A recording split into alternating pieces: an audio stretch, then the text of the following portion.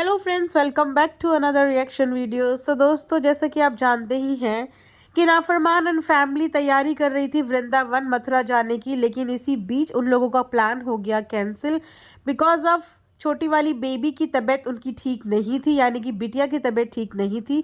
तो अभी तो हमें कल व्लॉग में यही पता चला था कि छोटी बिटिया की तबीयत ठीक नहीं है, बट जब आज का व्लॉग देखा तो उसमें पता चला कि जैदू बेबी की भी तबीयत ठीक नहीं है।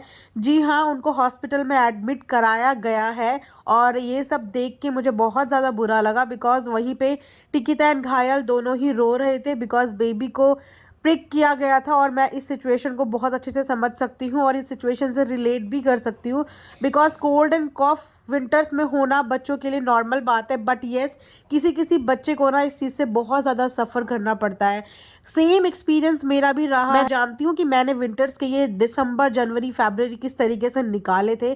और यस, किसी किसी बच्चों की इम्यूनिटी थोड़ी सी वीक होती है और इस वजह से उन्हें कोल्ड एंड कफ जल्दी से कैच भी होता है। और ये कोल्ड एंड कफ कब सीवियर बन जाता है ना, ये पता भी नहीं चलता, लेकिन बच्चे को इस वजह से बहुत ज़्यादा स्ट्रगल करना पड़ता है। उसकी नोज़ ब्लॉक होती है, थ्रोट में, चेस्ट में, एवरीवेयर इतना म्यूकस होता है कि ना तो वो मिल्क पी पाता है, ना ही कोई चीज़ खा पाता है बिकॉज कहीं ना कहीं वो गले में ही फंस जाती है बिकॉज ऑफ म्यूकस, वो नीचे जाती ही नहीं। और बच्चा ना तो नोज़ ब्लो कर सकता है और इस वजह से ना वो म्यूकस अंदर ही अंदर उसको बहुत ज़्यादा परेशान भी करता है। मैं आराम से बहुत इजीली इनकी सिचुएशन से रिलेट कर पा रही हूँ बिकॉज कहीं ना कहीं मैंने खुद भी ये सब चीज़ें एक्सपीरियंस की है। वहाँ पे टिकिता ने एक मेडिसिन का भी नाम लिया था, एस्थाकाइन की, डॉक्टर ने एस्थाकाइन दी जिसे पीने के बाद बेबी को वॉमिटिंग आई। तो मैं इस चीज़ पे यही एक्सपीरियंस बोलूँगी कि मेरे भी बेबी को एस्थाकाइन बिल्कुल भी सूट नहीं करती थी। सेम इसी एज की बात कर रही हूँ। एस्थाकाइन पिलाने के तुरंत बाद उसको वॉमिटिंग आती थी। पहले एक दो ड्रॉप में मुझे इतना रियलाइज़ नहीं हुआ,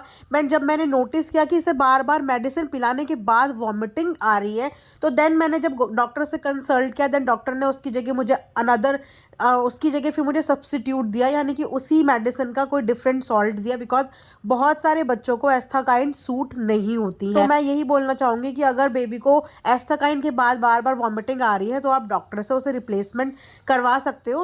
उसके अलावा एक दूसरी भी मेडिसिन आती है कॉफ़ की, डॉक्टर आपको वो रिकमेंड कर सकते हैं। और रही बात म्यूकस की, तो देखो, बच्चों की बॉडी से म्यूकस सिर्फ दो ही तरीके से बाहर आता है। ईदर या तो वो वॉमिटिंग के थ्रू म्यूकस बाहर आता है या फिर वो पॉटी से बाहर आ जाता है, यही एक तरीका होता है। और नेबुलाइजिंग इसमें मेजर रोल प्ले करता है। मतलब मैं ये बोलूँगी कि medicine secondary, but cold and cough के टाइम स्टीम और नेबुलाइजर, यही दोनों रामबाण इलाज हैं कोल्ड एंड कॉफ के। तो जिस तरीके से, मुझे नहीं पता इनके डॉक्टर ने कैसे रिकमेंड किया है, मुझे ये पता है कि मुझे हर थ्री आवर्स के बाद नेबुलाइज करने को दिया गया था। और स्टीम तो बोला था जितनी मैक्सिमम स्टीम आप इस टाइम पे दे सको बिकॉज स्टीम के थ्रू ही आपका म्यूकस जो है वो मेल्ट होता है और फिर वो आपका पॉटी के रास्ते बाहर आ जाता है। और मैं तो रूम में भी इनफैक्ट स्टीमर ऑन करके ही रखती थी, रूम में भी स्टीम कलेक्ट ही करती थी। इनफैक्ट ये लोग चाहे तो बाथरूम में भी स्टीम कलेक्ट करके बेबी को वहाँ पे लेके बैठ सकते हैं। स्टीम से बढ़िया इलाज म्यूकस मेल्ट करने का और कुछ भी नहीं हो सकता। एंड येस, इस टाइम पे बच्चे बहुत ज़्यादा परेशान होते हैं, बहुत ज़्यादा परेशान होते हैं, तो उनको बहुत एक्स्ट्रा केयर की ज़रूरत है। एक्स्ट्रा केयर का मतलब ये नहीं होता कि आप बच्चों को एक्स्ट्रा लेयर्स पहना लो कि नहीं, बच्चों को ठंड लग रही है तो आप उसको इतनी लेयर्स पहना लो। जी नहीं, वो जो ठंड होती है वो अंदर से होती है। आप इतनी ज़्यादा एक्स्ट्रा लेयर उन्हें पहनाओगे तो उनको स्वेटिंग आएगी, उस स्वेटिंग की वजह से बच्चों के कपड़े गीले होंगे और इससे ठंड लगने के चांसेस और ज़्यादा बढ़ जाते हैं। इसीलिए कोल्ड का मतलब ये बिल्कुल नहीं होता कि आप उनको एक्स्ट्रा लेयर्स में फिट कर दो। उनको थोड़ा सा ओपन ओपन रखो और जितना हो सके उनको बाहर विटामिन डी, यानी कि थोड़ा सा धूप के कांटेक्ट में रखो, बट हवा के नहीं, धूप के कांटेक्ट में बच्चों को रखो।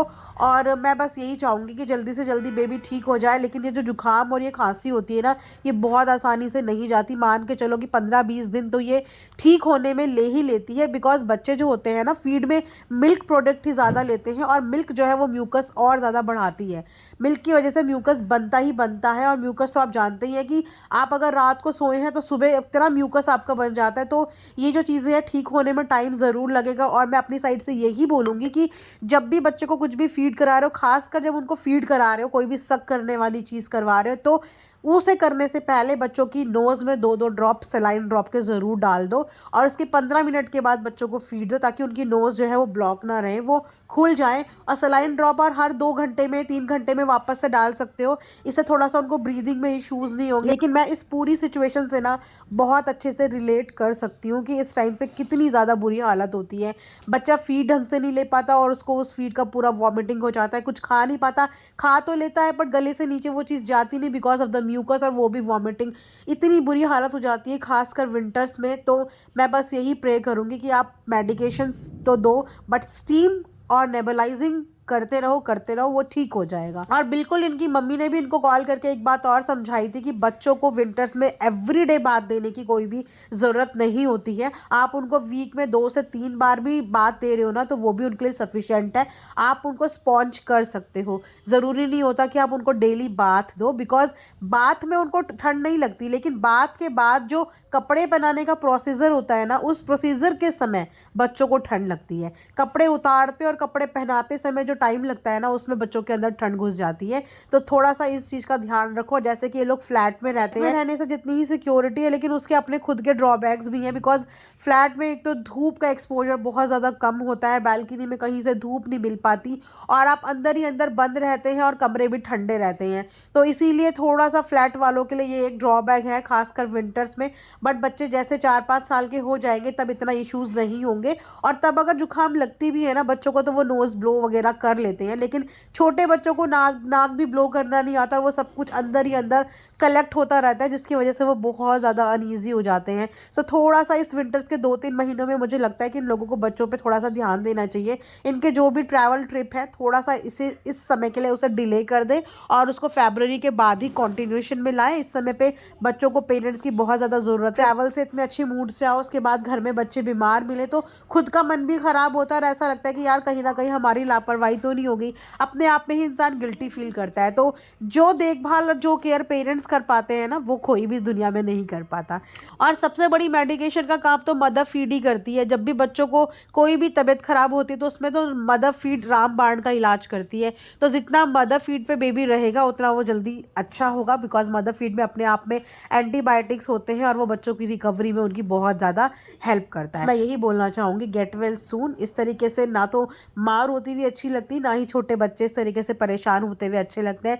मैंने जैसे ही आज इनका व्लॉग देखा, यकीन मानो मैं बिल्कुल फ्लैशबैक में चली गई, बिकॉज़ सेम बिल्कुल सेम कंडीशन मैंने खुद सफ़र की है।